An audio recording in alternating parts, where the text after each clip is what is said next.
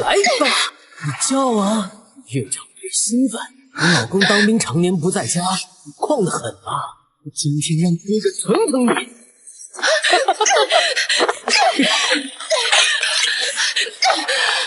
这也是吃罚酒。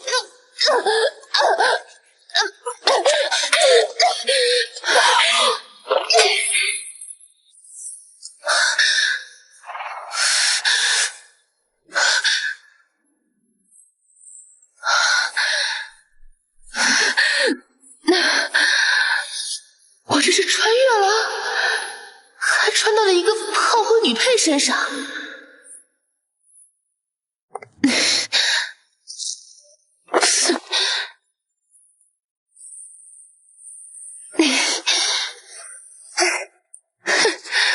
哎，嫁了个老公当兵不回家，婆婆不仅贪图陆正安寄回来的津贴，还想找人糟蹋我。两个孩子也吃不饱穿不暖，哎，这日子真是没法过了。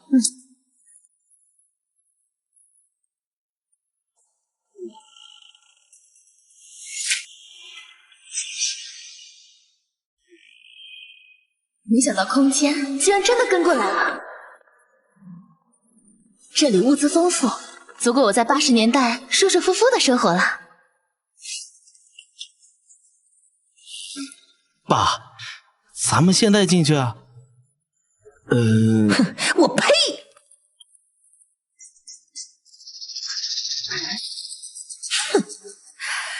老三媳妇儿，你准备睡到什么时候啊？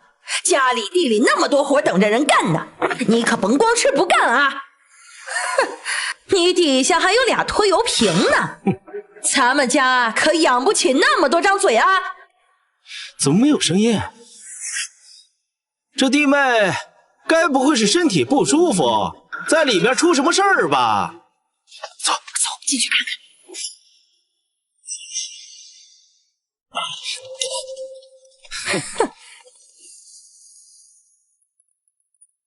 哎，爸妈，你们怎么匆匆忙忙的不敲门就进来了？陆家就没有一盏省油的灯，这些人一进屋就往屋里到处看，就差把捉奸写在脸上了。你屋里只有你自己？不然呢？孩子们都不在家呀。你还记得两个孩子，一天天的就知道躺在床上啥也不干，难道这吃的能从天上掉下来？陆正安哪里是娶了个婆娘，分明就是个菩萨。就是家里就属他最会偷懒了。你看看自从嫁过来，你干过什么呀？整天说这不舒服那不舒服的。你赶紧起来去做饭啊！难道还等着我做给你吃？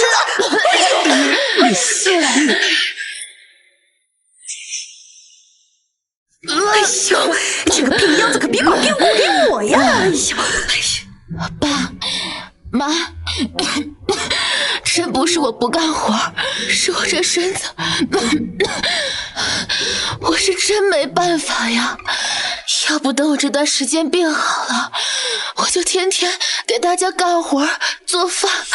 得了吧你也就嘴上说说，你也不看看，你自从嫁过来，整天就是在家待着，干半天活，不是头疼就是脑热的，看病吃药花了多少钱呢？我说呀，他就是想把咱家的钱都花光了，他才满意呢。哎呀，走，哎呦，这病样子，哎呦，哎呀，这地方不能再待了。离开之前，得把之前被公婆拿走的钱、布票、粮票全部拿回来。好厉害！这个是抽油烟机，这个是微波炉。总之还有很多很有意思的东西，以后妈妈再教你们怎么用，好不好？这里是妈妈的专属地盘，没有妈妈的允许，任何人都进不来。你们可以把这里叫做空间，这里以后就是我们的家，我们自己的家。妈妈，我们可不可以一直待在这里不出去啊？虽然我们不能一直待在这里不出去，但是我们每天晚上都可以来这里睡觉。这里没有蚊子，也不用担心有虫。我们等白天想进来的时候再进来，好不好？好，都听妈妈的。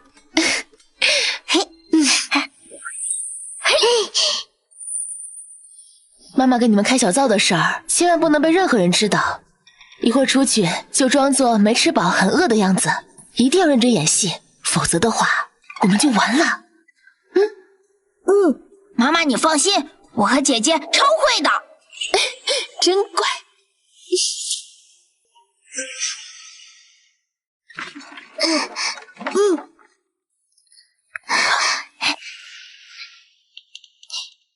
妈妈，你醒了？妈妈，今天身体感觉怎么样了？还觉得胸口闷闷的吗？头还疼不疼？我给你按按。陆家人真是天杀的，拿着2个孩子爹寄回来的工资，却没想过给2个孩子一碗饭吃。妈妈，他们是不是又欺负你了？妈妈，你有没有哪里受伤？他们没打你吧？现在有我在，谁都别想让2个孩子挨饿受冻。你们看，妈妈，这是哪儿来的馒头呀？来，你们想知道啊？那妈妈带你们去个地方。慢点啊，别摔着。哇，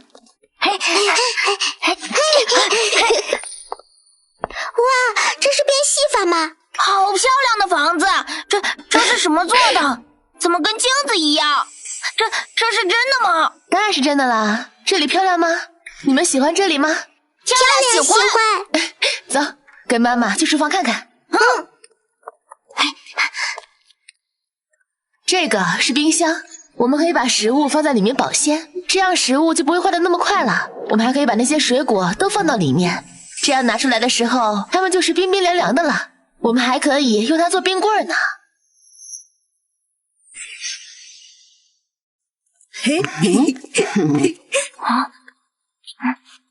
臭死了，走开！我每天都洗澡，才不臭呢！你脏兮兮的才臭呢！不许欺负姐姐！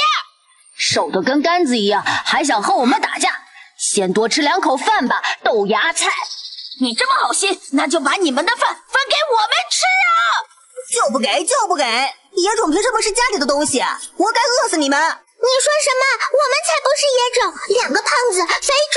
你们就是野种，你们爸爸都不要你们了，不然干嘛从你们出生到现在，他都没有回来？就是，我们听说去当军人的叔叔都会接家属去随军的，才不会把老婆孩子扔到家里这么久都不回来。你们爸爸在哪儿？根本就不管你们了。就是，他都不管你们了，你们跟我嘴硬有什么用？你们爸爸不要你们了，你们就是没人要的孩子，是野种，你们是野种，野种。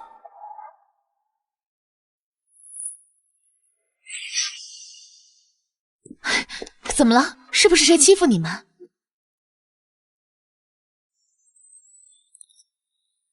那，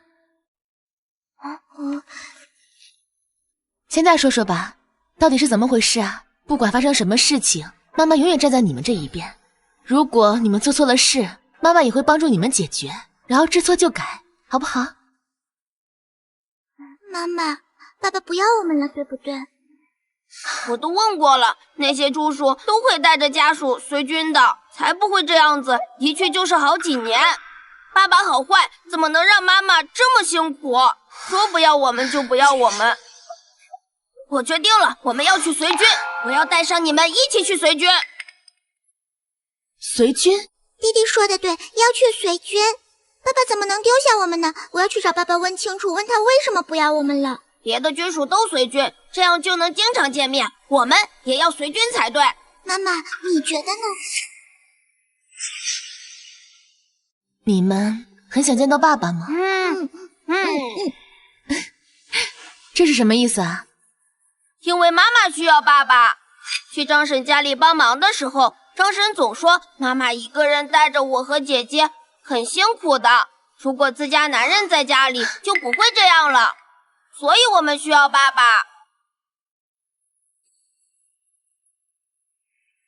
那好，那咱们娘仨一起去京北。既然决定要去，那就要趁天黑走。今晚就出发。要是等到白天被人发现，那可就不好了。妈妈，那我们是不是现在就出发？对，我们现在就出发。不过今天晚上的火车是赶不上了，我们先到县城去。妈妈要先写封信给你们爸爸，这样到了京北就不用到处问别人了。哇，妈妈真厉害！我再也不说妈妈笨了。我宣布，妈妈是天底下最聪明的妈妈。既然决定要走，那我就要把属于我的东西都带走。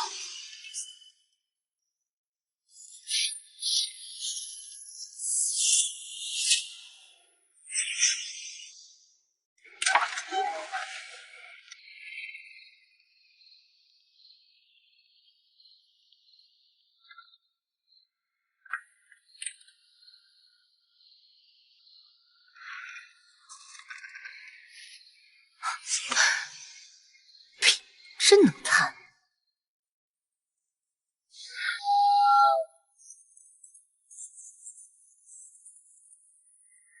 妈妈，他们吃的是什么呀？好香呀！哪有什么呀？你刚才不是说困了吗？赶紧睡觉吧，再过2个小时我们就到外婆家了啊！妈妈骗人，那是肉对不对？是不是火车上卖的盒饭？我也想吃，妈妈给我买好不好？前2天不是才刚吃过肉吗？再忍忍啊，一会儿到外婆家吃馍馍。我不睡，我不睡，我不要馍馍，我要吃肉。不给我买就是坏妈妈。你要是再闹，我下次就不带你去外婆家了。我们哪里有那么在这么嘈杂吵闹的环境，这小孩一点反应都没有，不对劲。那我不要吃肉了。哎，乖，这才对呢。妈妈带你们去洗手，一定要拉紧妈妈的手啊！我们呐，可千万不能学那些不懂过日子的人，大手大脚的把钱花完了，哪还有钱吃饭呀？还有多久到保利？还有1个小时吧，到站了，把东西拿好，我们就下车。过度消费啊，会害了自己的，是不是小宝？是啊，没钱确实要省着花，不然以后口袋里1个子儿都没有，没钱吃饭不说，还要酸别人。嘿，你说谁呢？我怎么了？我问你刚才的话什么意思啊？姐姐，我就是觉得你说的对，所以我才顺着你说的，我没有什么别的意思呀。你是不是误会我了？人家就是顺着他的话说，他孩子闹，他冲路人发火干嘛？意思大概是说，人家没分给他肉吃呗，想吃肉自己买呗，没钱买，盯着人家碗里的也不嫌寒碜。哼，姐姐，我真没有别的意思，孩子还小，会闹很正常。我也是担心孩子不懂得体谅大人赚钱不容易，挣钱的活路哪里那么好找？你怎么还骂我呀？你个死婆娘，就会装可怜！我可不是男人，不吃你这一套。走。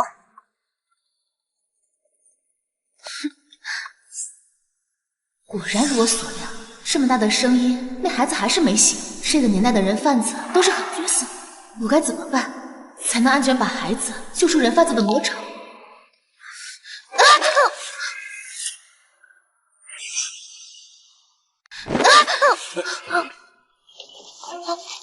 谢谢叔叔。好奇怪，怎么感觉有点熟悉？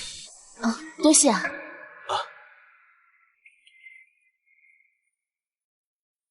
妈妈，你还好吗？妈妈没事儿，你们可要跟好妈妈哦。要是看不见妈妈，就先大声喊。如果妈妈还没有出现，就一定去找列车员。妈妈别怕，我和姐姐很聪明，不会走丢的。那思远和姐姐都很棒啊。妈妈抱抱。妈妈，我也要抱。妈妈抱不动了。我帮你吧。叔叔是你啊！哇，叔叔你好帅！你也很乖。妈妈，叔叔很帅，对不对？很帅，很帅。同志，能不能麻烦你帮我照看一下孩子？好，谢谢。走。这腰线的弧度，妥妥的公狗腰，尤其是那张脸，太近了。帅是帅，就是有点眼熟，怎么会觉得熟悉呢？奇怪。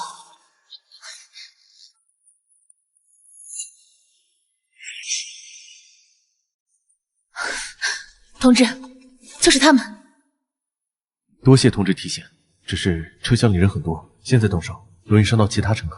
你先看好孩子，我去联系站台，等列车在下一站停靠，联系警务人员把人贩子控制住。不行，我刚路过他们的时候，听到他们说下一站就要下车，外面也不知道会不会有人接应，到时候岂不是更危险了？这样，那就只能寻求车上的乘客和乘警一起合作。可是抓捕的过程很危险，要找到合适的人恐怕不太容易啊。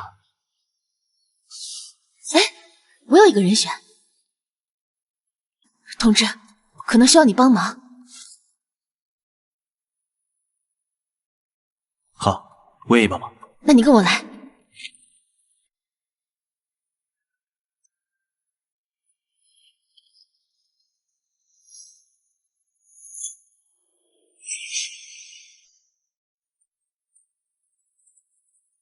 同志，这个位置有人吗？没人的话，这个同志想坐一个。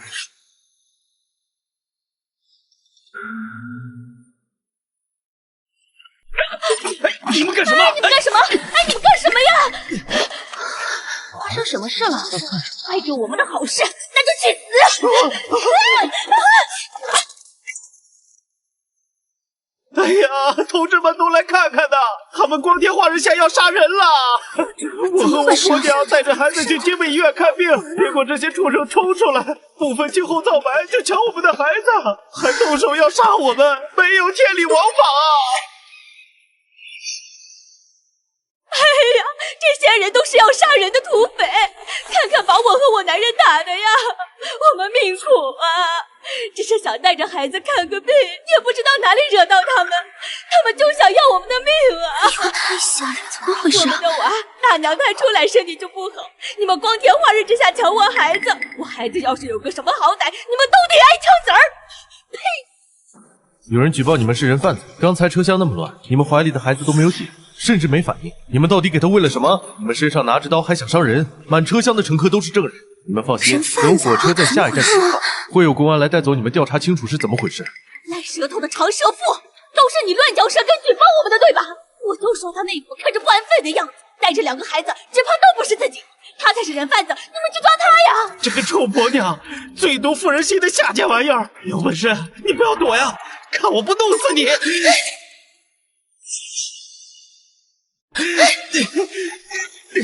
同志，幸好你反应迅速。这孩子应该是被他们喂了药了，一直都不醒。走，在这等妈妈啊！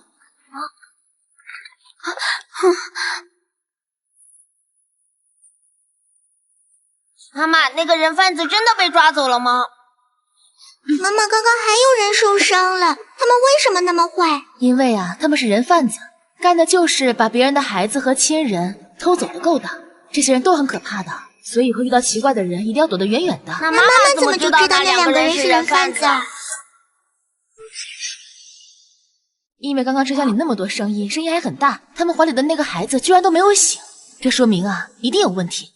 这也是妈妈要教给你们的第2件事，一定要学会细心观察身边的细节。那妈妈真厉害！所以刚刚那个很帅的叔叔，是不是帮忙抓人贩子了？是啊，叔叔长得好帅气。妈妈，我们爸爸也长得这么帅吗？是啊，你们爸爸是很好的人，他温柔体贴，是一位很正直的。那爸爸长得帅吗？帅啊，你们爸爸天下第1帅。怎么了？爸爸长得帅还不乐意了？爸爸不会不喜欢我和弟弟吧？你们怎么会这样想呢？爸爸只是这几年工作忙，平时不常回来。再说了，你们爷爷奶奶也瞒着你们出生的事儿。爸爸要是知道有了你们，一定会很高兴的。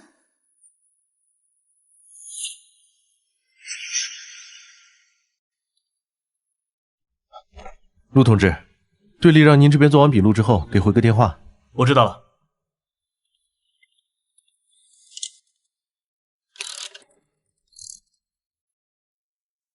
报告总部，这里是陆正安，请问有什么指示？陆同志，有紧急任务，电话里不方便细说，需要你立刻回经费。具体事宜到时候会有人跟你说明。现在立刻买最近的火车票回来。是。不知道苏媛媛怎么样？同志，还有多远到呀？500米吧，不远了，就在前面。哎，就在这里停吧，谢谢啊。同志，你这是干啥？500米不远，可这大太阳的，你还带着2个娃娃呢，就快到了，坐我的车不是更快？不用了，我们走2步就到了。我第一次带着孩子来京北，挺想带着孩子走走看看。那行，你们注意安全啊。好，走吧，我们马上就要见到爸爸了。走吧，我们马上就能见到爸爸了。妈妈，我们为什么不直接坐到门口，那样就不用走路了？姐姐好笨，当然是因为待会儿我们要卖惨，所以才走的呀。那要怎么装可怜呢？就是待会儿看见爸爸我们就哭，一定要狠狠的掉眼泪，让爸爸看到我们第一眼就心疼的不得了。爷奶写信总是问爸爸要钱，爸爸每个月给我们那么多钱回家，肯定以为我们在家过得很好呢。所以我们一定要让爸爸知道，我们过得一点都不好，就连饭都吃不上。我懂了。姐姐你干什么呢？都把我衣服都给扯乱了。就是要乱，像我们平时在家里的时候，爷奶不给我们热水洗澡那样。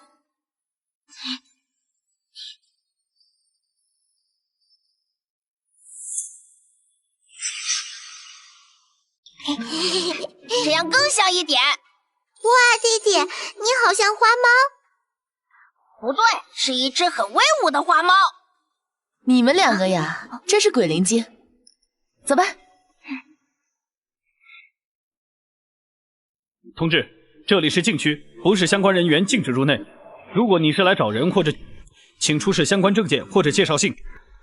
我是家属，我是来找我的丈夫，他的名字叫陆正安，是这里的营长。我和我丈夫刚结婚没多久，他就被叫了回来。我原本在老家带孩子，可我公婆嫌弃我体弱，还说我的2个孩子是拖油瓶，就把我们赶了回来。我娘家人也不接纳我，我们实在是无路可去了，就只能过来投奔丈夫，好不容易才找到这儿。爷爷奶奶对妈妈不好，总是骂妈妈，还骂我们是讨债鬼，就算妈妈生病也不给妈妈买药，还会写信跟爸爸说妈妈身体不好，让爸爸寄更多钱回家。爷奶还说妈妈干脆病死就好了，偏偏吊着一口气。妈妈，我好害怕，怕妈妈那时候真的死了。好孩子，妈妈现在不是好好的吗？你们跟我过来吧。121，121。报告连长，出什么事了？我是来找陆营长的，陆营长他们去出任务了，不知道啥时候才能回来，我得赶紧回门赶一趟。什么事儿这么急啊？陆营长的妻子来了，还带着2个孩子，现在正在休息区等着呢。等陆营长任务回来，我得赶紧跟他们说一下。可算是来了，我先过去一趟。今天早上我还听见你们营长说这事儿。好。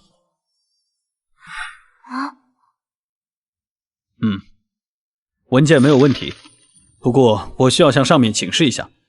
你们先在这里休息一下，稍后会有人过来通知你。好的。好。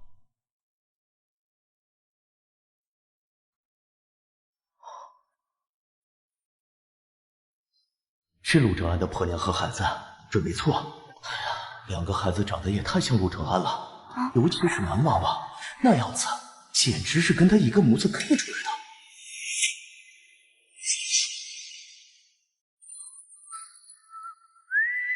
你好，我是老陆的战友，说他所托，等你来就带你去家属院。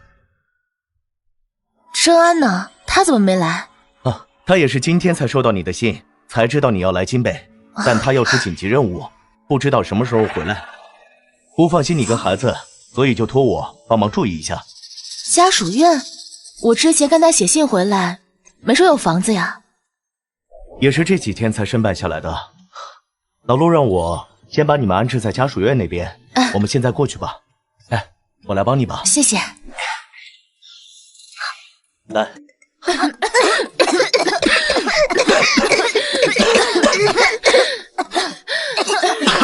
你等一下，我去隔壁借点东西啊。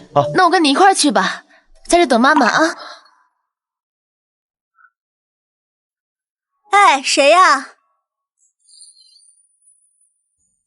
嫂子，是我想跟你借一些鸡毛掸子和扫把、抹布这些，把老路屋子打扫一下。把老路屋子打扫一下。这是陆营长的媳妇儿，跟陆营长可真有夫妻相。对了，老陆出任务去了，不知道啥时候回来，叫我帮忙照顾好他们。嫂子好。啊，你们等一下啊，我去拿打扫的东西去。哎，不用了，我自己收拾就行。韩连长，你也回去吧，我自己来就好了。没事儿，老陆托我帮忙照顾好你们，这都是我应该做的。这家太乱了，你一个人收拾忙不过来，我力气大，干活也快，我们一起收拾，很快的。那好吧，那就麻烦你了，姐。我叫郑秀芝，你们叫我秀芝就好。当初我和我男人搬过来的时候啊，陆营长就过来和我们一起收拾屋子，我帮忙是应该的。我男人和陆营长还有韩连长是同期的兵，关系好得很。说来也巧，这次出任务呀，我男人和陆营长都在，他们俩大老爷们儿忙他们的，我们忙我们的。哎，那我就不客气了，谢谢秀芝。哎呦，没想到陆营长的媳妇长得这么水灵，陆营长可真是有福气啊！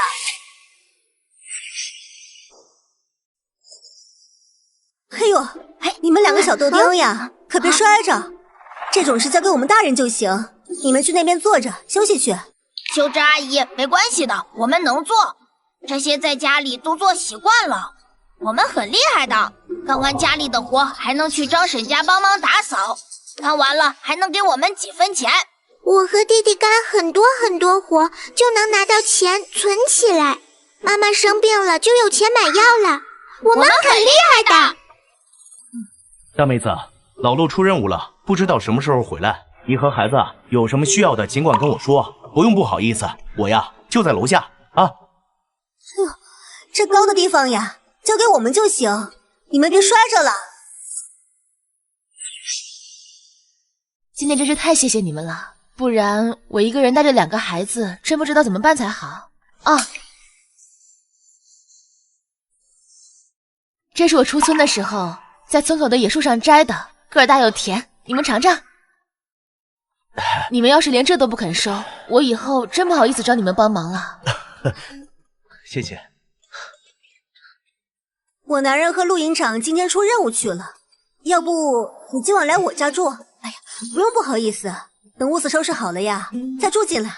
那怎么行呢？这要是我自己，我肯定就答应了。可我现在还带着2个孩子，再说了，自己男人有房子，还跑到别人家里住，这多不好呀！我和孩子将就住一宿，这已经够了。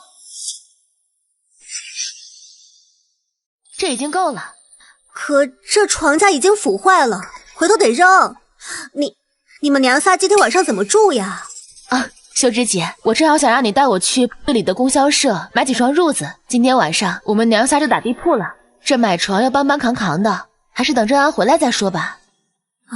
娘三在乡下究竟过着什么样的日子啊？才会觉得屋子现在就够住了？没事，大妹子不碍事儿。老陆走的时候留了点钱，这些钱看看你们需要，再给你们添一点。你看你们现在需要什么啊？看看你们还缺啥？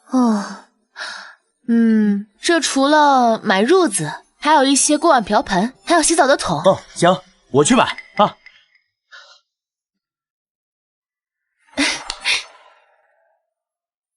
没想到陆振安想的还挺周到，目前看来陆振安人还挺不错，挺贴心。大妹子，你叫什么名字呀？我叫苏圆圆，叫我圆圆就行。圆圆，好名字，简单大方。来，好，谢谢啊。这到饭点了，要不你们来我家吃饭吧，我下一锅饺子。那怎么好意思呢？我们娘仨对付一口就行了。今天已经让你们帮了这么多忙，我已经很不好意思了。等我这段时间把家里收拾好了，再请你们来吃饭好了。那我们就先走了。来，谢谢啊。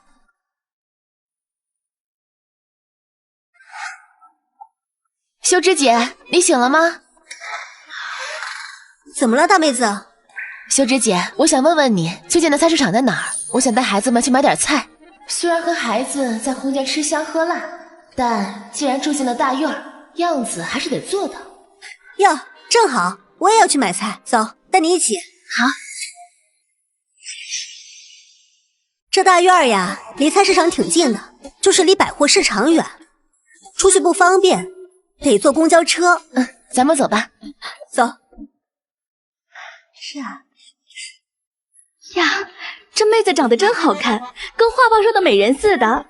你是新来的吗？你好，我是陆志安的家属，昨天刚到大院的。哦，是陆同志的媳妇儿呀。你俩郎才女貌的，孩子长得也好看，真让人羡慕呢。嫂子说笑了。好，那你们先忙。你刚来，习惯就好了。走。哎，看看这萝卜，多新鲜啊！这些菜都是今天刚到的，再多拿点吧。哎，好。我买好了。怪可怜的，一点钱都不敢花。在乡下，娘仨过得也太苦了。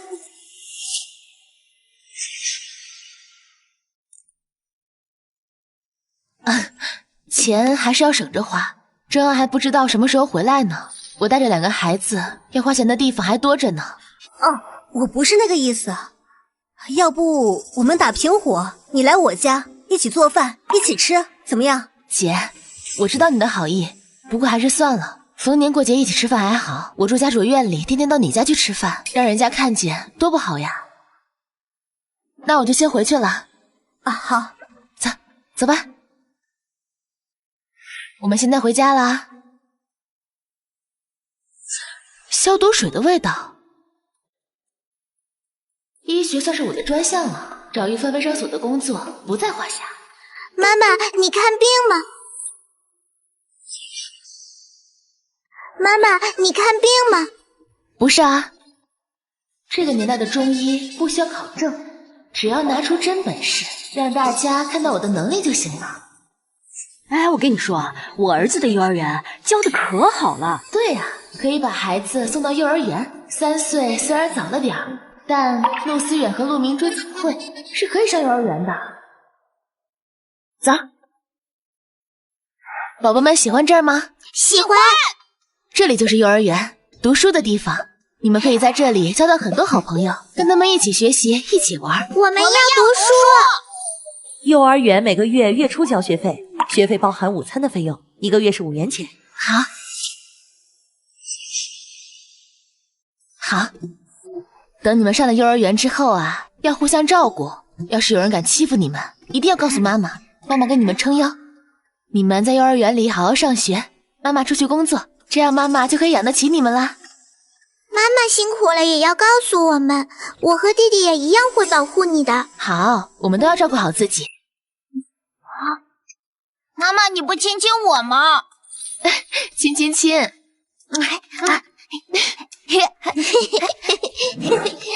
你好，孩子们有什么症状？我不是来看病的，我想问问你们这还招人吗？我会中医，也懂一些西医的药理，一些基础的病症我都能诊治的。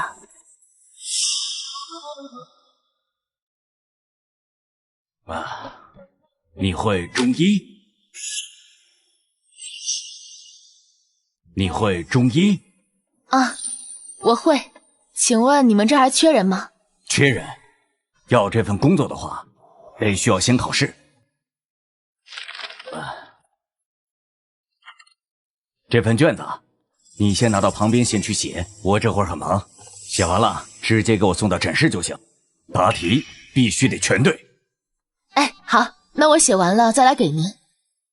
哎，对了，还有件事我得告诉你，咱们卫生所太小，没有专门抓药的人，你自己得负责抓药，所以卷子全部得答对，还得实操辨认药材，辨认药材的质量好坏，这些都得过关。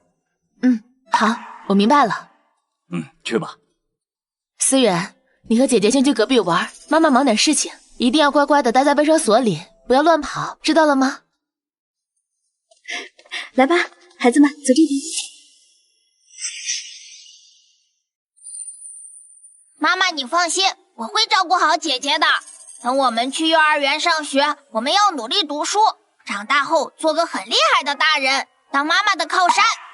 我也要做妈妈的靠山。真乖。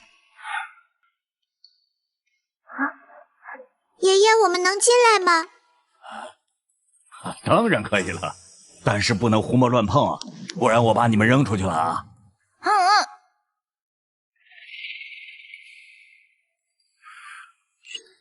爷爷，你生病了吗？爷爷身体好着呢，这是为来这看病的人煎熬的。有些人啊，把握不住火候，有些人家里不方便，卫生所就需要给病人们煎药。药煎好了，就装在瓶子里，待会儿会有人来拿，直接就能喝，这样多方便呢。那这不会很辛苦吗？辛苦是辛苦了点儿，不过能把大家的病治好，也就不觉得辛苦了。徐医生，我答完了。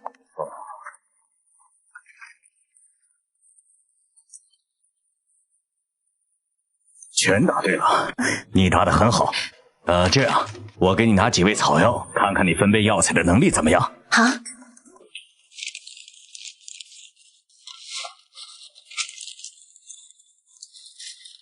这3味药材分别是前胡、桔梗、板蓝根。板蓝根的颜色要更鲜明，桔梗的颜色则偏黄，前胡的气味跟前两者差别很大，闻一闻就能辨认出来。这是前胡，这是桔梗，这是板蓝根。你再看看这个。这一组的话，这是茯苓，这是葛根。茯苓的颜色偏白，葛根就比较粗糙。丫头，你说的没错。丫头，你能辨别出来这哪个是真的，哪个是假的吗？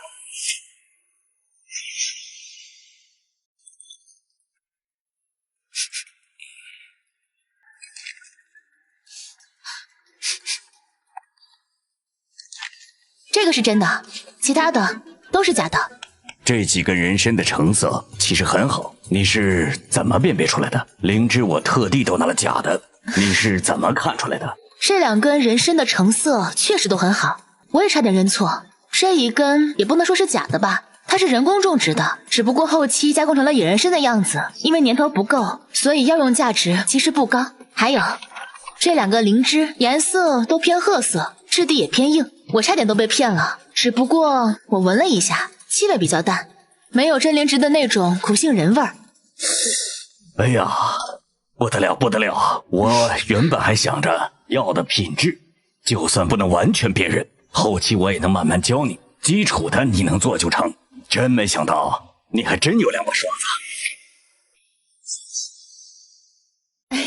那许医生，我能胜任这份工作吗？能，你不能谁能啊？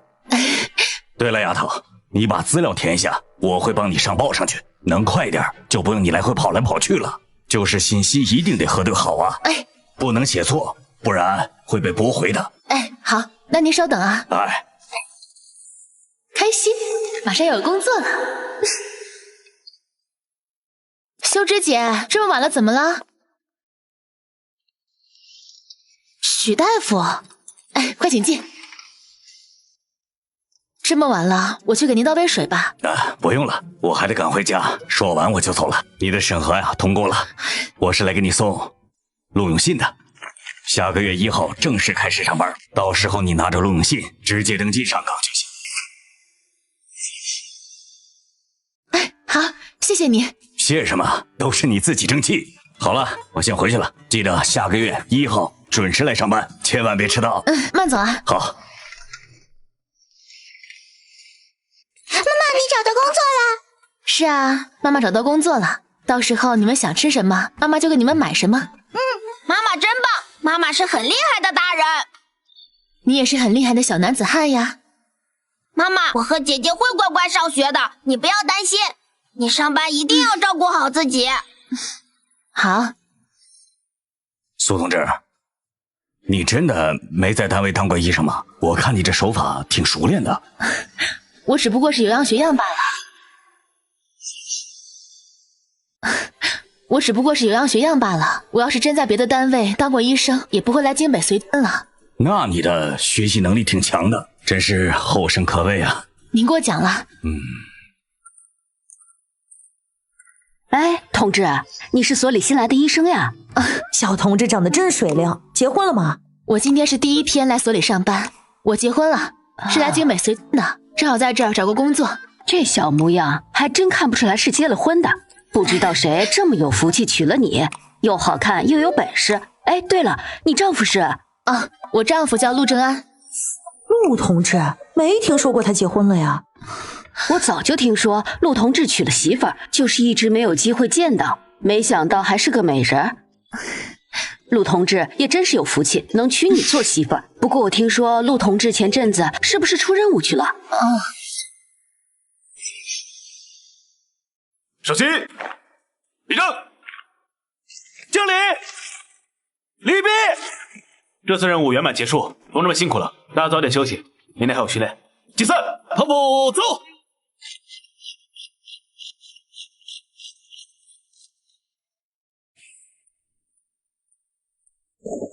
任务完成的很好，陆同志，你的作战能力和指挥能力一向很好，你提干的通知应该年后就能下来。完美完成任务是您的职责。好了，就说到这儿吧，回去洗个澡，好好睡一觉吧。是。哎，老陆，哎呀，你可算回来了！怎么，手底下新兵不好管？怎么，手底下新兵不好管？啊，什么新兵？你媳妇儿出一趟任务，你把你媳妇儿到队里来找你的事儿给忘了？她还好吗？有没有交代什么话？跟我有什么好交代的？你不是说过让我帮你看着安置一下吗？这人呢，已经在家属院住下了。不过我跟你说，你媳妇儿这段时间过得不大好，你这一回来啊，我也算松了口气。你回来了，就好好照顾人家。我看她这些年过得挺辛苦的。她真的来了啊？你昨天晚上没回来？昨晚回到营区已经11点多了，太晚了就没回去。你刚才说她过得不好，是我给她钱不够？不是，你这话说的，要是钱不够，作为兄弟，我还不能帮你垫上。不过你这媳妇儿不喜欢麻烦人，拿着你留下的工资，带着2个孩子挺辛苦的，娘仨瘦的跟小猫差不多。什么孩子？哎，我早上碰到过几次，他和郑弟妹去菜市场买菜，舍不得买一点肉，最后买的菜都是剩下的，过得很拮据。就算买鸡蛋，也是给那2个孩子的。你是不是接错人了？什么2个孩子？你是认真的还是开玩笑？你媳妇儿给你生了1男1女2个娃，看年龄啊，应该是个龙凤胎。哎呀，你小子挺有福气呀！孩子？我怎么会有孩子？韩晓果然是记错人了。什么孩子？4年前那次任务我受了伤，被确诊不育，我哪来的孩子？难不成老陆媳妇偷人了？难不成老陆媳妇偷人了？不可能，不可能！苏媛媛一个人带着2个孩子已经很辛苦了，怎么能这样传渡人？你扯！那2个孩子一定是你的，尤其是那男娃长得跟你一模一样，简直就是缩小版的你。不是你的，难不成是天上掉下来的？孩子，今年3岁，我看时间正好和你当年回的时间对得上。哎呀，你究竟怎么回事啊？你媳妇生了孩子这件事你不知道？你这个做爸爸的怎么比我还意外？那我去看看。去吧。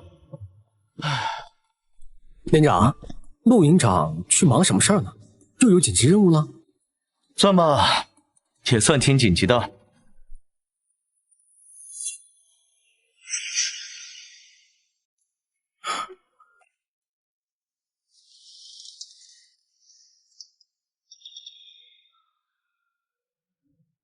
我留下的钱也就够个伙食费，没法置办家训。出任务这段时间，没想到他们娘仨就是这么凑合着过的。啊切！怎么回事？今天已经打了好几回喷嚏。妈妈，你感冒了吗？老师说身体不舒服要立即看医生。妈妈就是医生，能给自己看病吗？妈妈没感冒，一定是你们太想妈妈了，所以妈妈才会打喷嚏的。我们确实很想妈妈。走吧，妈妈给你们做炒鸡蛋和杂菜汤吃，然后再炒一盘肉。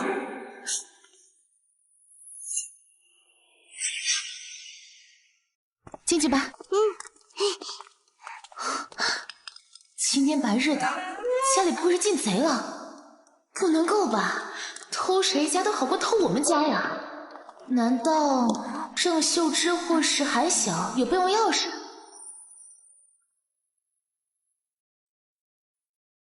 好顶的身材，是他。是火车上的叔叔。爸爸是你吗？你就是我们的爸爸。怪不得韩小坚持说孩子一定是我的，这也太像了。爸爸，你回来了！你出去了这么久，是不是很累？我们都好想你。爸爸，你回来了，是不是就不走了？我和弟弟都好想你。妈妈说爸爸很忙，在这里很辛苦哦。这就是我的孩子，我还以为自己不会有孩子了。你好，陆正安。圆圆。你们就吃这些。钱快用完了，我和姐姐要上学。妈妈已经很努力让我们填饱肚子，爸爸不要怪妈妈，妈妈对我们很好很好。这些菜没早上那么新鲜，但是干净的，而且价格也很便宜，我和弟弟都很爱吃。妈妈还会给我和弟弟每人煮一个鸡蛋，但她总不给自己煮。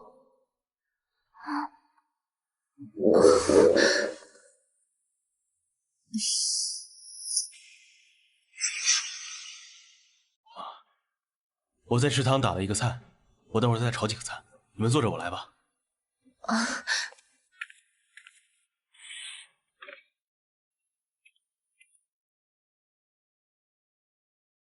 宝宝们，你们俩快去洗手吧。妈妈，你可一定要趁机抓住爸爸的心。你们是不是秀芝阿姨教你们的？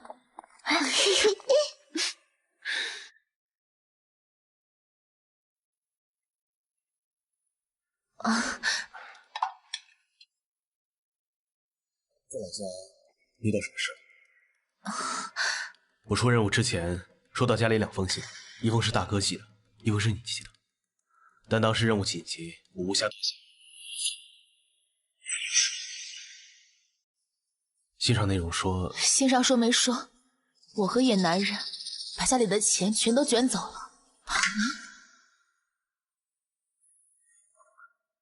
对不起啊，这3年很多时间都是在出任务，没有机会回家看看。收到你的信，得知你打算随军，我很高兴。你来的时候，我没有第一时间去接你。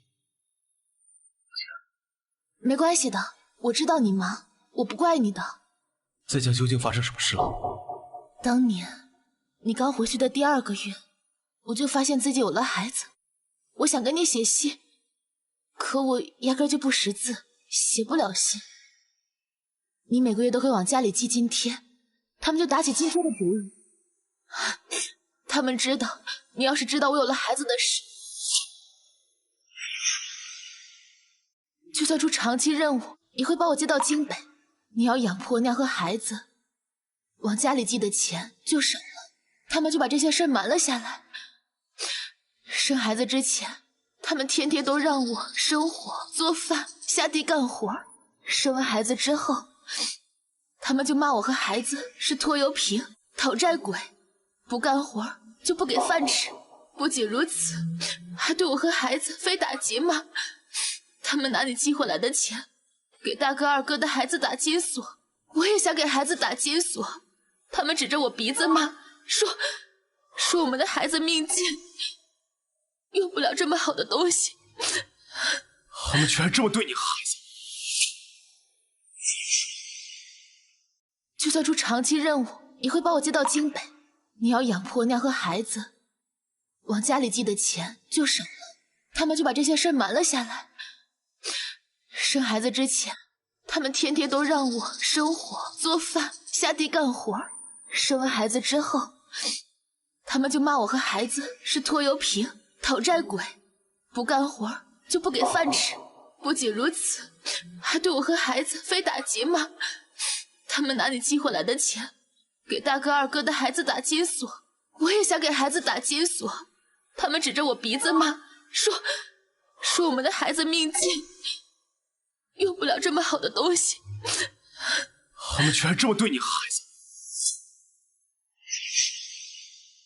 后来我实在是受不了了，我就去学着读书、写字、写信给你。他们发现了，害怕你知道，居然找男人想毁我的钱牌。幸好我把他给打晕了，不然……对不起，这些我都不知道，居然让你和孩子吃了这么多苦。美男当前，哪有不趁机吃豆腐的道理？何况这还是我老公。哼！你这么拼，也是为了给我们这个家博一个前程。是他们贪得无厌，他们想拿我们的把柄，想让你源源不断的给家里寄钱。以前的事是我对不起你，现在你来京北随军就留下，家里的那点事交给我。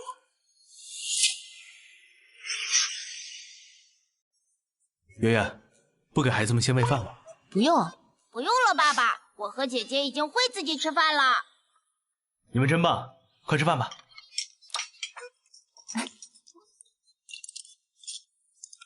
这个梅菜扣肉好好吃，番茄炒鸡蛋也好吃。这他们在乡下究竟过着怎样的日子？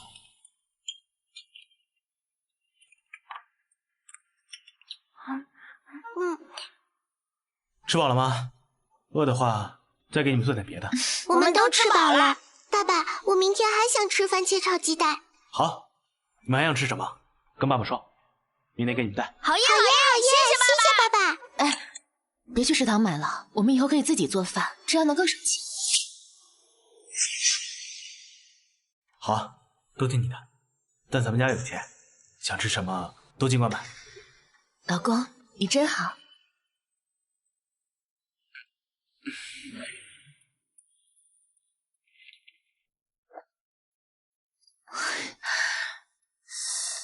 陆正安的脸和身材都没话说，不就是男人吗？有什么好怕的？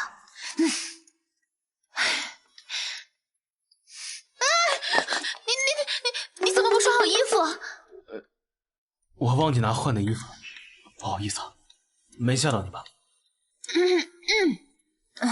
我们是夫妻，有什么吓不吓的？我只是没反应过来。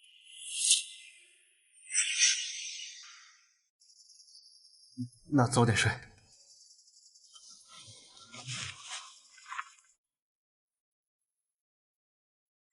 爸爸妈妈，今晚可不可以听故事睡觉？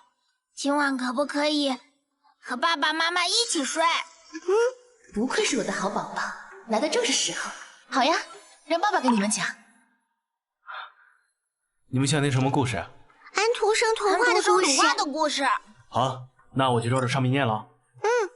来，坐好。在一片茂密的大森林里，居住着一群可爱的小动物，小白兔就是其中一员。浑身长满白毛，看上去像一团棉花。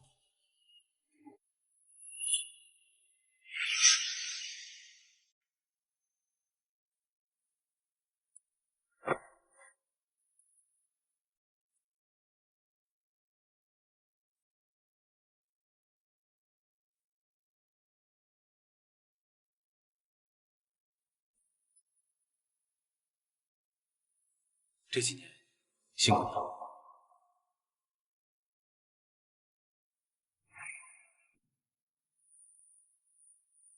你了。起来，天还早呢，你再睡会儿吧。我给孩子们做早饭。不用了，就算不用给孩子做早饭，我也该醒了。忘了和你说，你不在的这些日子，我在家属院的卫生所找了份工作，从今天起我就要去上班了。你不在家的这些日子，我也给你写信，你又好好学习。因为体弱多病，还自学了医术，没想到到了京北还能找到工作，我还挺高兴的。媳妇儿，你真厉害。你也很厉害。媳妇儿，你这是不好意思了？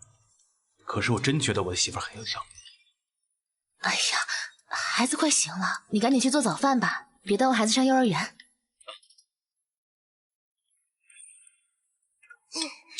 早饭来喽！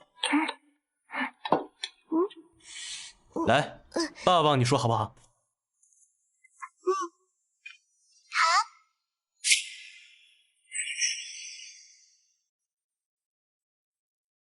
爸爸，你怎么了？还是我来吧，以后有机会教你给孩子怎么编辫子。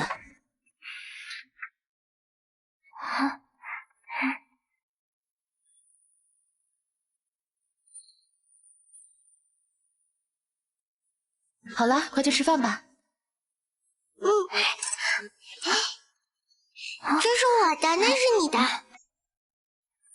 媳妇儿，你和孩子这几年过得太辛苦了。我想好了，以后每个月工资给你70块，家里我给20块，自己60块。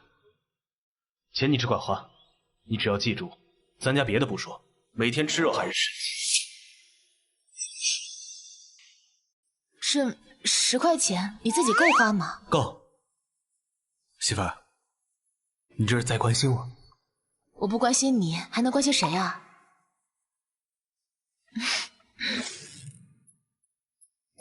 啊切！感冒了？不像啊。你好，我来接孩子。同志，你来接谁？陆思远、陆明珠。我是他们父亲，这是我证件。好，你稍等。谢谢。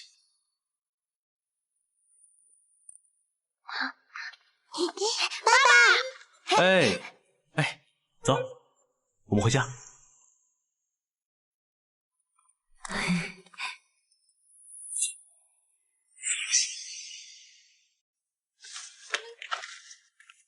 圆圆，你们回来了，我正准备做饭呢，你先去洗手吧。我来吧，最近辛苦了，坐着歇会儿。好，陆正安还挺贴心。最后2道菜。别看你做的这些都是家常菜，闻起来还挺香的。我们明天吃什么呀？孩子年纪还小，不能吃一些太重口的。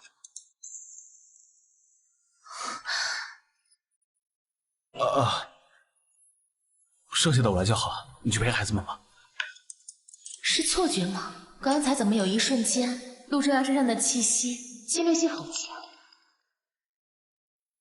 应该是想多了。孩子们，准备吃饭了。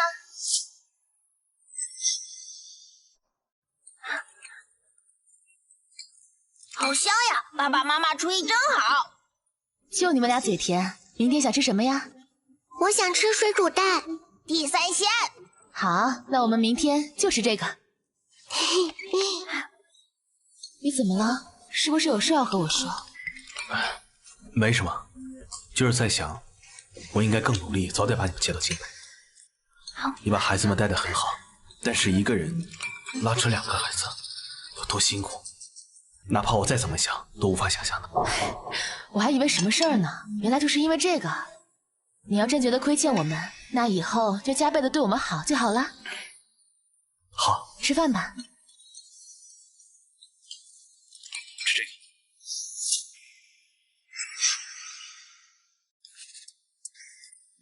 谢谢。下一位。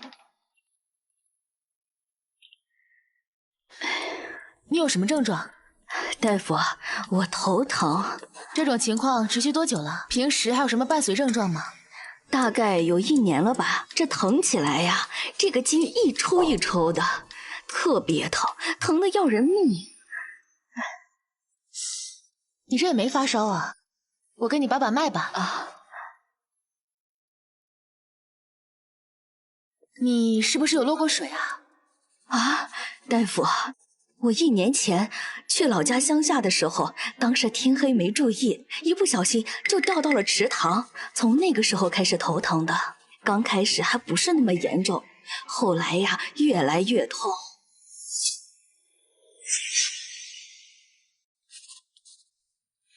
你这是寒气入体，再加上之后也没保养好，这1年太过劳累了，才会这样的。啊，你要是想好，接下来就严格按照我说的做。你这病啊，不能见风，哪怕是到了夏天，也要戴帽子或者包个头巾。啊，洗头的时候忌用冷水，洗完了头一定要尽快吹干，千万不能用毛巾包着。哎，你这病啊，现在还能调养，可要是再拖下去，可就永远都不能根治了。省钱确实很要紧，那也没有身体重要啊。身体才是革命的本钱，把身体养好了，才能更努力的赚钱，是不是？好，大夫，回去一定听你的话。你呀，就是平时太累了，吃饭也不注重营养搭配，才会这样。你说谁的身体能经得起这么耗？你回去了之后，除了我前面说的，一定要多注意休息，吃饭也要注重营养搭配。我给你开几个药膳，不用吃药啊。大夫，那药膳怎么做呀？我给你写几道药膳的配方，也不用饭桌上全都是药膳，只要每天挑2个做就行。一定要严格按照药膳的配方来做。啊，好。都是对治偏头疼有用的。你回去吃了之后，如果症状有所好转，再吃1个月，然后再来复查。好，大夫，真是谢谢你。我之前看了好多医生，也给我开了好多药，吃了都没有用。我回去一定听你的话。这都是我应该做的，不用客气。好，谢谢。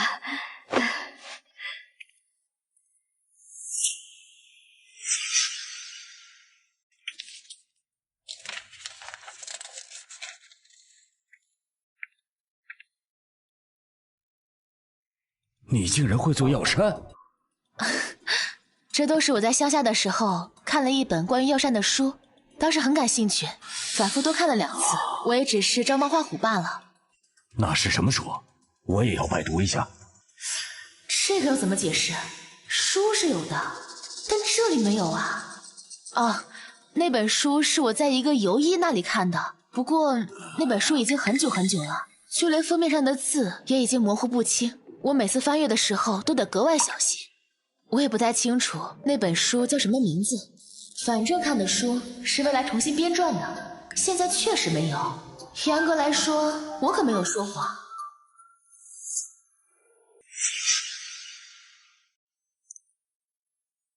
哎，今天上班好累啊，你来做饭好不好？好，我来做饭吧。好好休息，交给我就好。哼，这就是人夫感吗？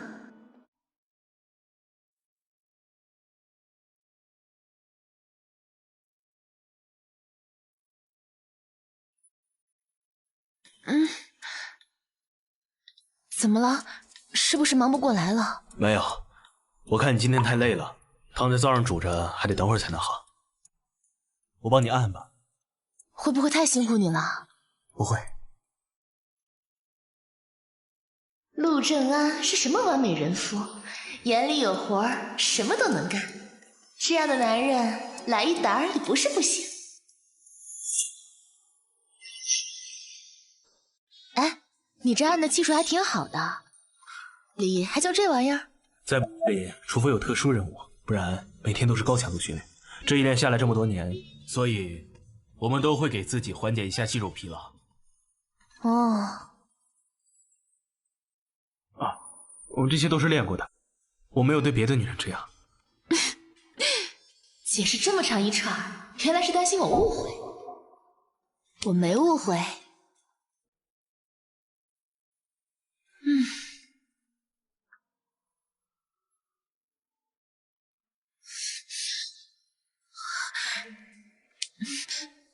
你不许乱来。没有，太瘦了。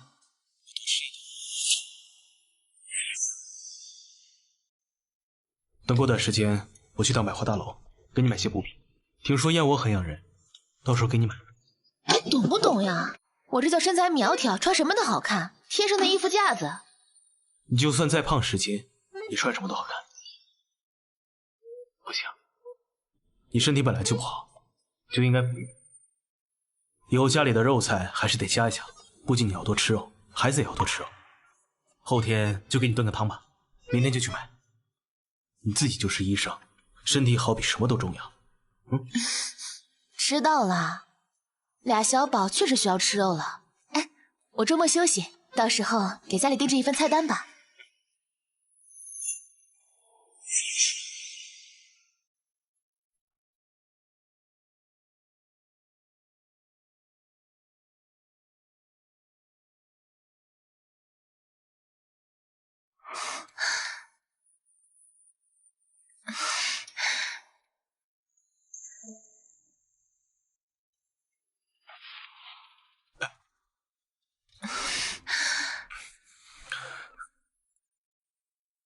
媳妇儿，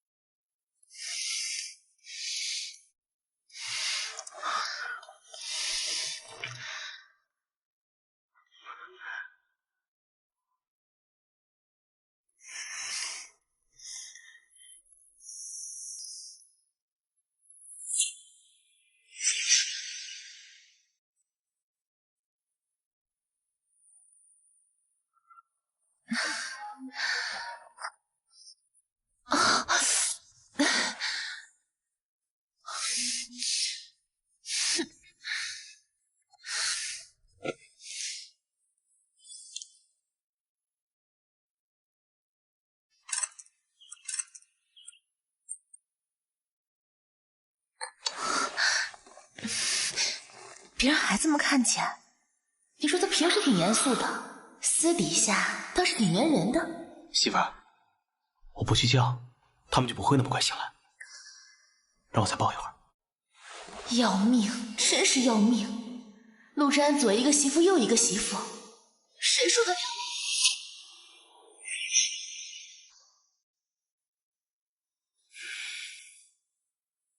好了，中午了，该叫他们起床了。今天早饭你做的，那今天下午买菜交给我来吧。我早点回来的话，还能跟你去接孩子。有什么事儿你直接来营区找我。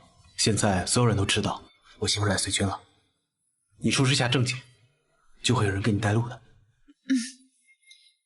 等一下。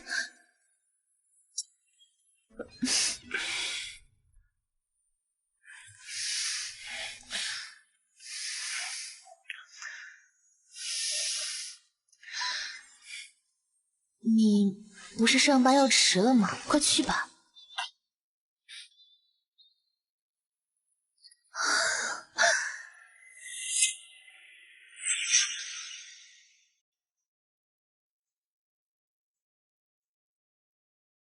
苏医生，有人找你，喏，就是那个同志。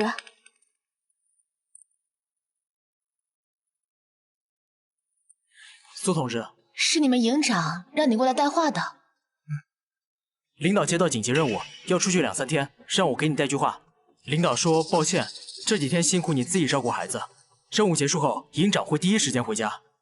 好，辛苦你帮忙带话了。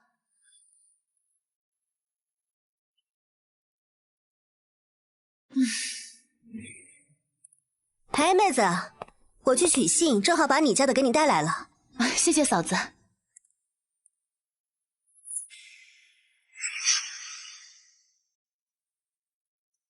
我就说，谁这时候寄信来？看来陆之安之前没有回信，可把家里急坏了。那得好好留着这封信，不然怎么让陆之安看见这家人贪得无厌的嘴脸？经理，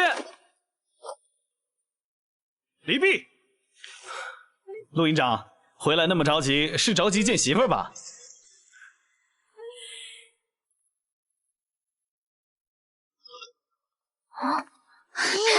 哲安，你回来了，任务结束了。结束了。这2天还好吗？好，我怎么会不好呢？可不可给你倒杯水？爸爸，你回来了。爸爸出任务有没有受伤？妈妈说爸爸是大英雄，很厉害的，但厉害一定伴随着危险，对不对？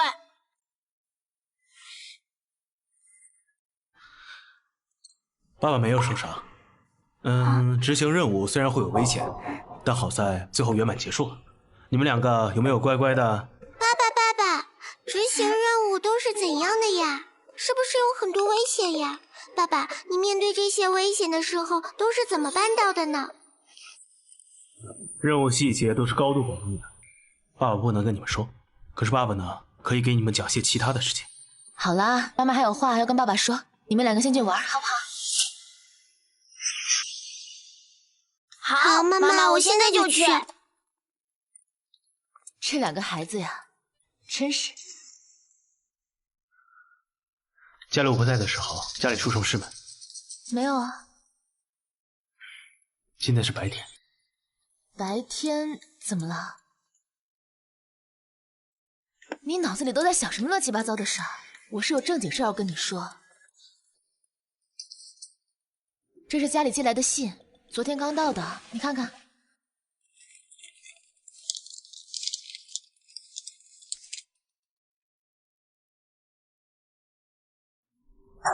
不用管他们。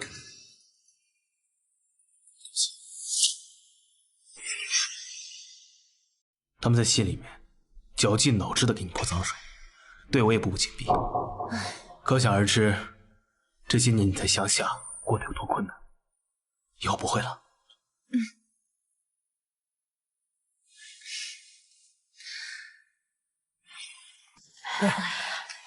同志，我是来找我们家老三的，就是你们陆正安陆营长啊，我是他哥，这是他爸妈，他今天在不在？麻烦帮我传个话。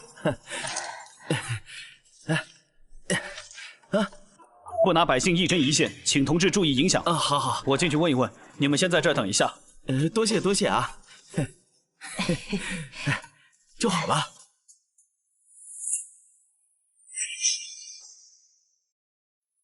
好你个没良心的啊！我们给你寄了2封信，都没收到回信。去邮局问，说2封信都收了。我们以为你出任务了，没时间回信，谁知道你再不对呢？哼，为什么不给家里寄钱？老三，你什么意思啊？你几年都没回家了，见到爹妈还是这种冷遇冰的态度。不是我们非要大老远来找你要钱，是你媳妇儿偷光了家里的钱，跟野男人跑了，家里实在是揭不开锅，才来找你的。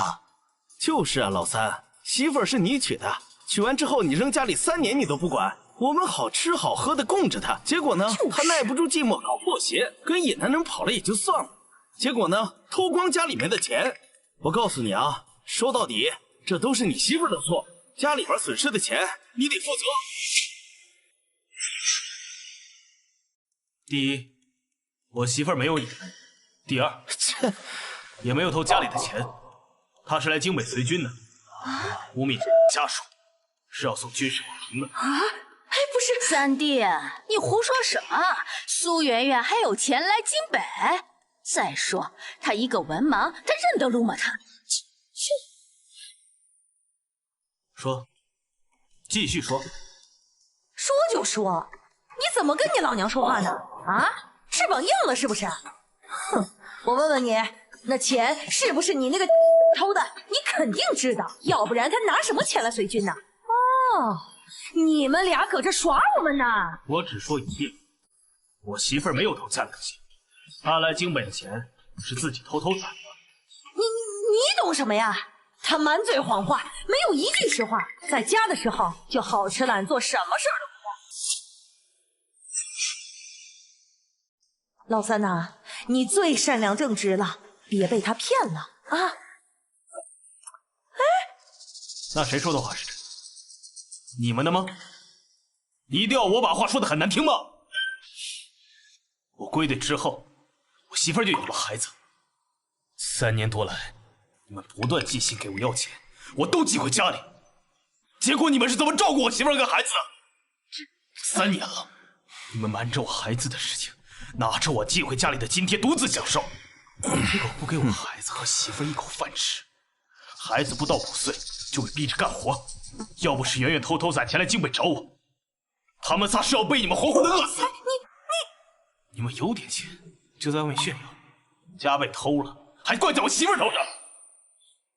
哎呀，老三，你可千万不能相信你媳妇的话呀！家里的钱肯定是他偷的，他好吃懒做，没有一句真话。什么偷偷存钱，他就是唬你。老三，你糊涂啊你！一个女人的话怎么能信呢？当初你娶她的时候，她就是个病秧子。这几年要是没有家里人的照顾，她早就饿死了。她是个白眼狼，你可不能也没良心呢你！照顾？你们说的照顾，就是瞒着我孩子的事情。你们说的照顾，就是拿着我寄回家的津贴，把他们照顾的瘦成皮包骨。老三，你来当了官儿，有出息，翅膀硬了，你不把我们放在眼里了是吧？你婆娘1-2句话就把你骗得团团转，我们也懒得和你说。总之，家里现在没钱，你必须拿钱出来。就是，当初家里给俩娃打金锁的时候，他就眼红，切，偏偏这个时候金锁就丢了。你说不是你媳妇偷的，谁信呢？一定是他给摸走。再说了，小叔子，做事得讲良心。家里现在丢了这么多东西，你媳妇偏偏还不在，你说跟他没关系就没关系啊？家里丢的东西你得赔。老三，你什么意思啊？我跟你爹大老远的从乡下来找你，你看看这一家子被你媳妇害成什么样了？你胳膊肘往外拐。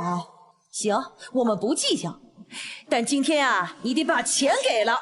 是啊，老三，爸妈辛辛苦苦把你拉扯大，你向着媳妇儿就算了，现在家里艰难，你有本事挣得多，少不了要拿钱。你有本事，你得孝敬爸妈呀。老三，你能来当兵也是家里对你的栽培，爹妈教你明事理，可不是让你做忘恩负义的白眼狼的。我都知道了，我根本不是你们亲生的。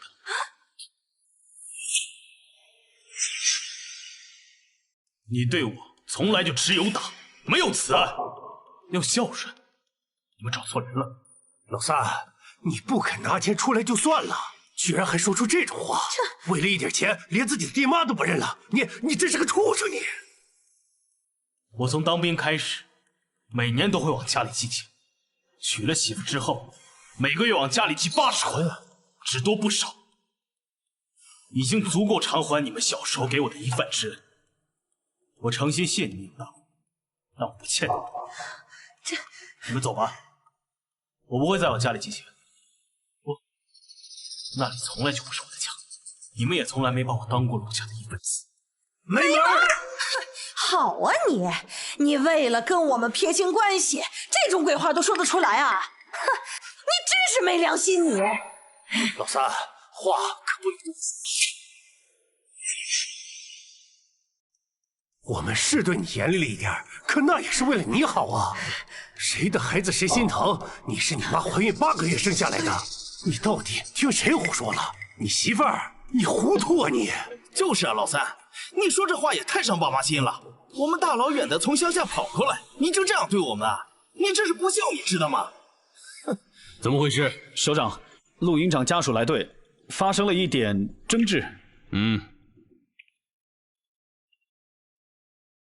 在里私人的事情一定要处理好，不要带来不好的影响。抱歉，首长，我会处理好的。哎呦，我的命好苦啊！我一把屎一把尿带大的孩子，他现在有了媳妇儿，忘了娘啊，就不让我们救没文化的爹娘了。你说这什么事儿啊？哎呦！让首长见笑了，我不是不赡养父母，而是我根本就不是他们亲生的。他们为了找我要钱，瞒着我媳妇儿有孩子的事，我把大部分津贴寄回家里，结果我媳妇儿和孩子一直饿着肚子。我小时候在家早出晚归，乡下的邻居们都知道，他们所谓的养我，就是给我一口饭。这几年我寄回家的钱，早就可以抵了。老三，你这个没良心的，你口口声声说不是我们俩的孩子，那你是谁的孩子？我们俩辛辛苦苦把你拉扯大，没有功劳也有苦劳吧？居然在首长面前这么说我们，你还有良心吗你？就是，我们不是你爹娘，谁是你爹娘？你不想给我们养老，你就直说，干嘛给人家首长面前拐着弯的说话？大男子汉的，敢做不敢当啊！我自愿和他们做亲子鉴定，结果出来了，就知道我是不是他们的亲生孩子。这么做也好。哼，你确实不是我们亲生的，那又怎样？没有我们给你口饭吃，你能有现在的今天？老三，人贵在念恩，你吃我们的，穿我们的，就应该给我们养老。从我入伍开始，我每年都会往家里寄钱。娶了媳妇之后，每个月都往家里寄80块，邮局里都有记录，钱一分没在我媳妇手上，全给你们花了。哎呀，大家快来看呐！你们陆正安陆营长长大了有出息了，就不想管他这没有文化的爹娘了呀！哎呀，你说这是造的啥孽呀？哎呀，要不是家里困难，我们能来找你。你娘说的没错，你就是个白眼狼，良心都让狗吃了，有了女人就什么都不管了。领导来了。哎，同志，你快把他抓起来！他在城里过上好日子，就不想管我们这没文化的爹娘了呀！你是不知道呀，我从小到大养他花了多少心。几位同志，军事禁地禁止喧哗，请你们出去。你凭什么赶我们？我们是来找我们儿子的。就是，他这个白眼狼，长大了就想摆脱我们，门都没有。你们要不走，我们就有理由怀疑你们有什么图谋，我们有权利把你们带到审讯室去。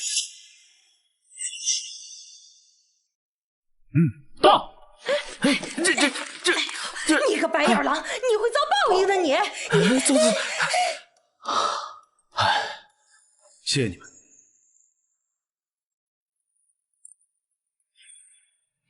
今天辛苦你应付这些事儿，你还好吗？不用担心我，他们亲口承认的时候，我反而觉得压在我心里面的东西消失不见了，不是也好？过了这个坎儿，我们家会事事顺遂的。这个周末我们一起好好吃一顿。你说的对，我们以后会事事顺遂的。就是不知道我的亲生父母在哪，也不知道有生之年还能不能再见一面。首长好，首长路上辛苦了。听说你们军区的年轻人都挺有干劲儿啊。哈哈，果然如此。接下来我可要好好看你们了。是，首长。首长，剩下的事就交给您的勤务兵来交接，我还有训练任务，先走了。年轻人有干劲儿是好事。好了，忙吧，好好训练。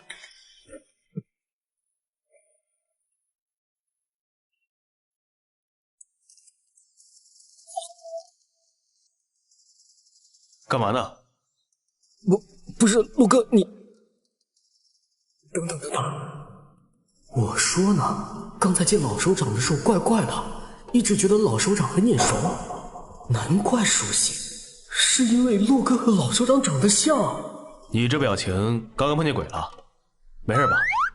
是碰上了件稀奇，没事，我先走了。站住！想说什么就说。我今天不是被老张派人去见新调来的首长吗？我还是第一次和师长军衔的军官接触，没想到他还挺和善的，没有一点架子。说重点，有屁快放！鬼鬼祟祟的干啥呢？顾师长和你长得还挺像，陆哥，真的，我接到的时候还吃了一惊，你见到的时候就知道了。跑了一上午，身上出汗，先去洗个澡再回去。陆哥，你慢慢走回去啊。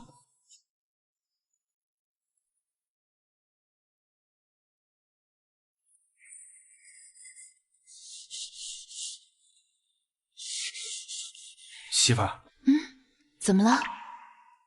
你之前在乡下的时候，听他们说我不是亲生的时候，还有没有听他们说别的？好像是在医院报错的。我当时是在厨房刷锅的时候听到的，隔着墙我也没听仔细。应该是他们把你抱回来之后，发现你身上有什么地方和他们孩子不一样，所以才会想着你不是亲生的。他们把你养大，应该也是想找回自己的亲生儿子。哎，你怎么突然问这件事？是不是有什么线索呀？也不算是有头绪，说出来你可不要笑话。发生什么事了？快说呀！从上面平调的老首长今天过来，是宗汉派人去接的。他回来和我提了一嘴，说我和老首长长得很像。所以我确实是在意这件事情。你觉得我会不会异想天开？不对，在原书里，顾师长就是陆之安的父亲。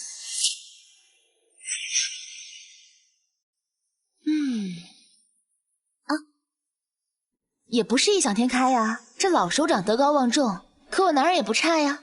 我们陆营长会一步一步的走向更高的位置。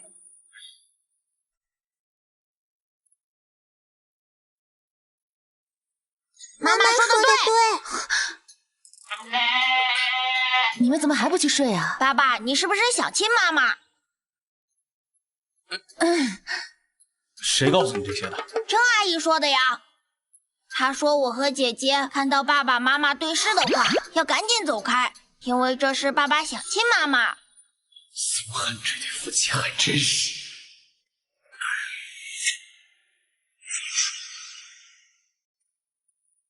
今天在幼儿园都学了什么呀？学了画画，老师说我和姐姐画的可好了，姐姐捏的泥人更好。你们两个都这么厉害，那妈妈今天给你们做最爱的槐花煎蛋，好不好？好呀好呀，今晚有槐花煎蛋吃了。妈妈，那个爷爷好像爸爸。哎，可不能乱说。那个小男娃咋跟和孩他爹小时候长得那么像啊？同志，你家孩子好可爱呀，看起来像是双胞胎。他们今年几岁了？我3岁了，都快4岁了。这俩孩子性格有点跳脱，孩子活泼点才好。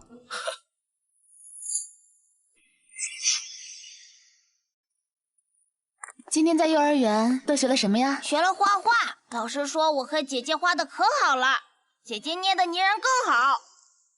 你们两个都这么厉害，那妈妈今天给你们做最爱的槐花煎蛋，好不好？好呀好呀，今晚有槐花煎蛋吃了。妈妈，那个爷爷好像爸爸。哎，可不能乱说。那个小男娃咋跟和孩他爹小时候长得那么像啊？同志，你家孩子好可爱呀，看起来像是双胞胎。他们今年几岁了？我3岁了，都快4岁了。这俩孩子性格有点跳脱，孩子活泼点才好。王他爹，你看这个小孩啊，是不是和你小时候长得很像？不过你小时候脸更圆一点。还真是啊。小娃娃，你叫什么名字呀？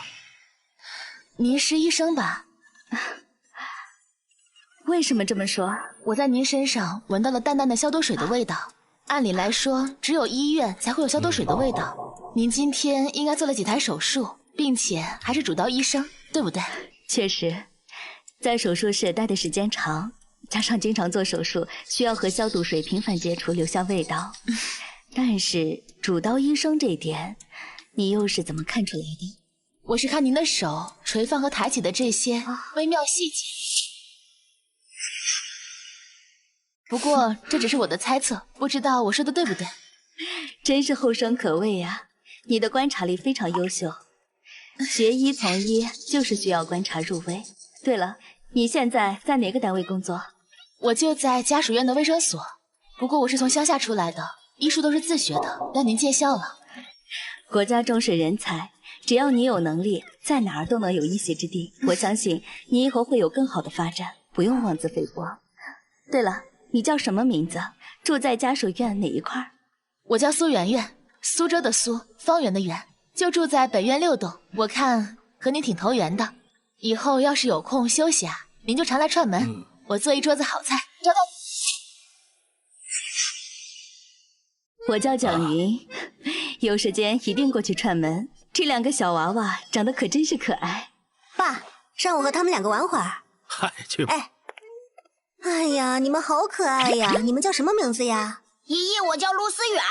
爷爷，我叫陆明珠。哎呀，怎么这么可爱呀？我好喜欢你们呀！爷爷，你好漂亮，好帅气，我们也好喜欢爷爷。哎呀，真棒！好啦，我们该回家了，和爷爷奶奶还有姨姨说再见。爷爷奶奶阿姨再见。再见。好，下次再玩。再见。走吧。今天这大葱不错。天底下居然有长得这么相似的人，这孩子的红痣。您说我和您丈夫很像。前不久我媳妇儿也跟我说，她傍晚接孩子放学的时候，在路上碰到一家三口在散步，大宝和那位爷爷长得很像，想必那是您丈夫吧？真是缘分，没想到你就是苏同志的丈夫呀！如你所说，还真是有缘。可不就是缘分吗？那天我见到那两个娃娃，一眼就注意到了，就像今天注意到你。那个孩子长得像我丈夫的小时候，你长得像我丈夫年轻的时候，真是难得。我媳妇儿也说是有缘分，说以后有机会请你们到我们家做客来。有空一定。您先挑。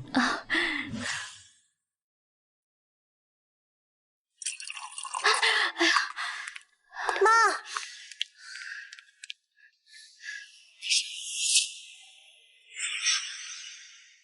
没事儿，吓着了吧？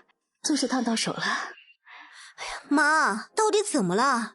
您和女儿说，有什么事咱们一家人一起想办法。要是弟弟又惹你不开心了，我这就去把他拎出来打一顿。妈，你等着，我这就去揍他一顿去。哎，你别拦着我呀，妈。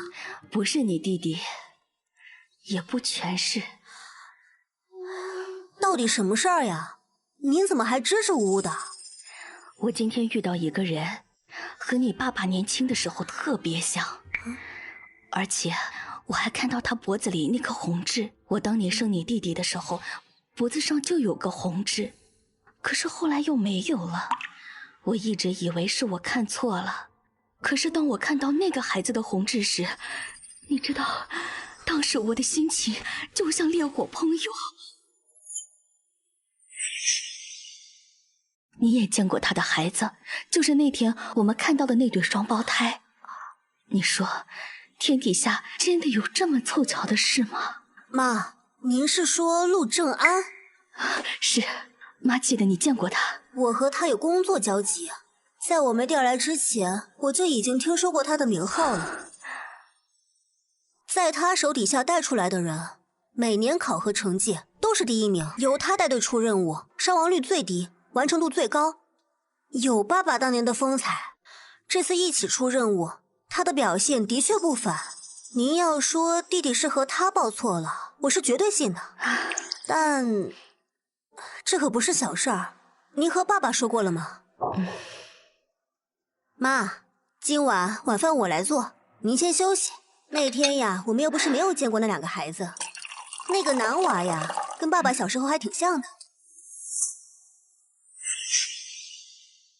还真是巧了，我们这老去胡思乱想也不是办法，我们得想办法证明啊，陆营长跟我们之间有血缘关系才行。可是有什么办法呢？半年前，国家新引进一项 DNA 亲子检测技术，能够通过人的血液和毛发之类的鉴定2个人的亲缘关系，数据绝对可靠。现在就有这么先进的技术了？你和陆营长共事，想办法弄到他的血液样本之类的。妈，我有个建议，这咱们拿到陆营长的血样不太妥，但是证明弟弟是不是你们亲生的，就容易多了。你说的对，我只要跟问红说一声，让他做个全身检查就行了。我医院里有人，到时候私下给他做个亲子鉴定。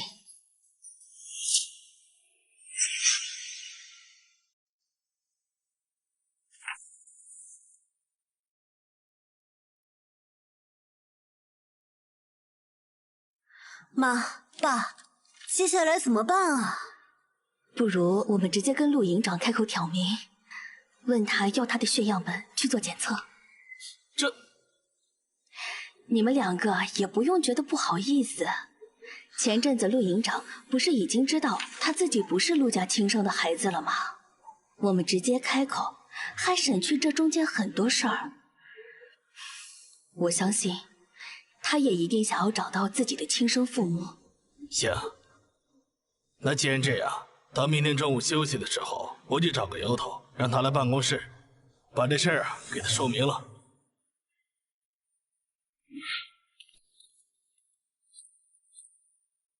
报告陆营长，顾师长说让你过去他办公室一趟。是。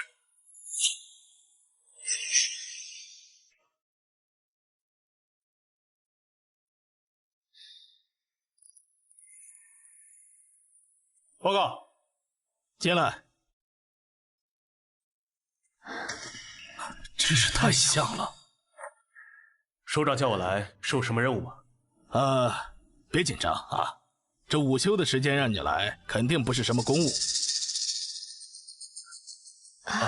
夫人是有什么话想对我说？我听说了些事儿，听闻陆营长不是家里亲生的。是，我媳妇在家的时候偷听他们对话，然后来京北告诉我，我才知道的。最近我也刚知道一件事，就是我养大到现在的儿子，也不是我亲生的，是当时医院报错的。我见过你和你的孩子，你和我丈夫长得很像，你的孩子也很像我丈夫小的时候，所以我们怀疑你就是当年医院报错的那个孩子。我们让你来，是想请求你答应我们一件事儿，是想让你跟我们去做亲子鉴定。当然，如果你不同意，你可以拒绝。我答应。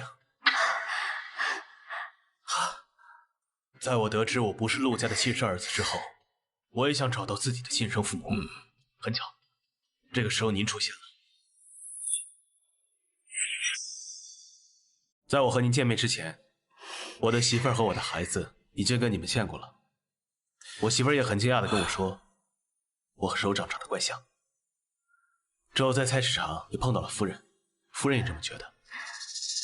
当时我就怀疑，我当时就想主动开口，可是空口无凭。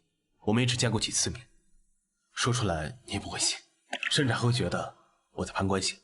不怕你们笑话，我最近在考虑这件事情。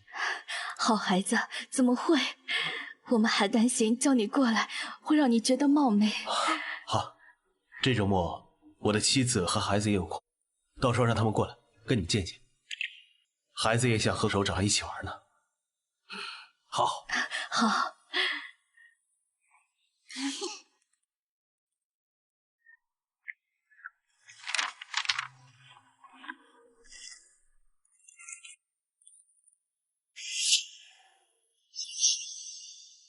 江云和陆正安系母子关系，孩子是妈妈不好，这些年都没想到这一点，让你早晚吃了不少苦。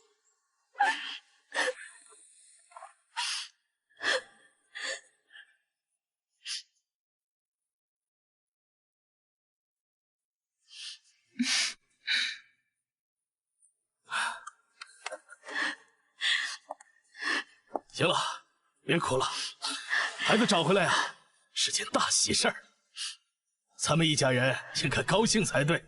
今天是个好日子，我知道这附近有家不错的餐馆，咱们一家人好好吃一顿。是，看我都高兴糊涂了，大家还饿着肚子站在这儿说话呢。我们去饭店坐下慢慢。妈妈，大家都怎么了？怎么都变得不开心了？大家不是不开心，而是太开心了，因为你爸爸找到了他的爸爸妈妈。以后啊，这是奶奶，这是爷爷，管姨姨不能再叫姨姨了，要叫姑姑。我们有新的爷爷奶奶了。爷爷奶奶姑姑，爷爷奶奶姑姑。